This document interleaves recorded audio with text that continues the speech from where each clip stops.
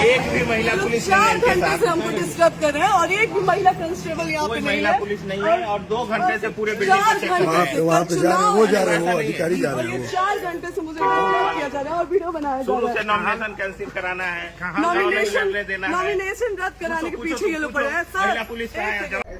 प्रशासन जो है जनता के सुरक्षा के लिए है, लेकिन कभी कभी हमको ये लगता है कि सबसे ज्यादा खतरा अगर किसी से है लोगों को तो वो प्रशासन से ही है। ज्योति सिंह जिस होटल में रुकी थी उस होटल में 20 गाड़ी आता है प्रशासन का, जिसमें SDM साहब भी रहते हैं और रुक करके पूछने लगते हैं सबसे और सीधा होटल में घुस जाते हैं। उसके बाद 3 घंटा 4 घंटा लगा देते हैं, लेकिन फिर भी उनको कुछ नहीं मिलता है। और एक तरफ से कहा जाए तो ज्योति सिंह को रोक के रखते हैं।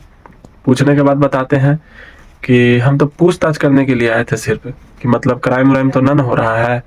पूछताछ करने में 3 घंटा 4 घंटा लगता है। बताइए कितना निकम्मा पुलिस है आप लोग जी।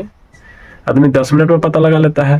कहीं ना कहीं ज्योति सिंह को डराने का धमकाने का काम कर रही है ये प्रशासन।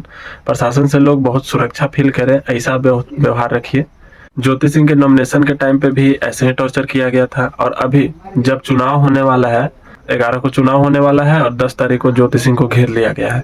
और पूछने के बाद कहते हैं कि हम तो पूछताछ करने आए थे, माहौल देखने आए थे। अरे माहौल देखने एक गाड़ी से आइए ना, 20 गाड़ी से आ रहे हैं माहौल देखने। 6-6 घंटा तक आप माहौल देख रहे हैं और स्पेशल मतलब ज्योति सिंह के पास आपको माहौल पता चल रहा है।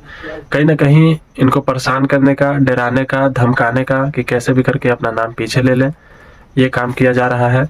तो पब्लिक चूतिया नहीं है, पब्लिक समझदार है और पब्लिक अपने वोटों से आप लोग को जवाब देगी। और ज्योति सिंह की जो जीत है वो सिर्फ ज्योति सिंह की जीत नहीं है, समस्त महिलाओं का जीत है और समस्त वो स्वाभिमानी पुरुषों का जीत है।